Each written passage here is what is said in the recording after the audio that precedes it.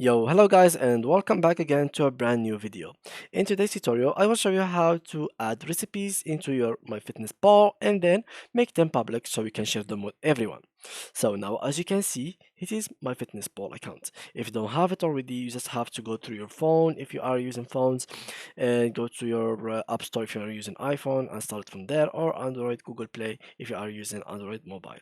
Or else if you are using just like me PC, what you could do is basically pretty simple. Go ahead and open any kind of browser, and then this page shall be open for you. Now what you'll have to do is create an account real quick, put your email, password, and then fill some information about you, about your body specifically, like your height, weight, date of birth, and then your goal weight. Then you will have to put to answer some information, some question like what is your goal, like losing fat or getting muscles, etc, and so go on. After that, this page shall be open for you finally.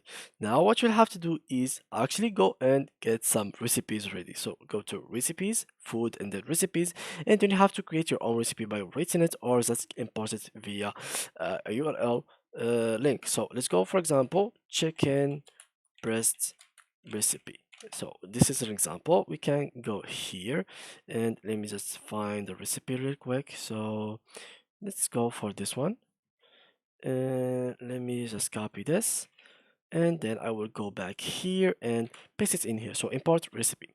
Here is the recipe, and now what I'm going to do is match ingredients, and just like so I have added recipe to the website. So now we will have just to wait until they match all the ingredients with each others, and here it is. Now what you'll have to do is save it, and basically now guys, if you can just copy this and give it to someone, or you can just copy the link if you want. Here copy the link and give it to a friend if you want, and if your friend got the name of this food, you can just go to food diary, add food like here, and just paste the name of the food here and they will find it here. So you guys, that was it for today's video. If you enjoyed, please leave a like and thank you for watching.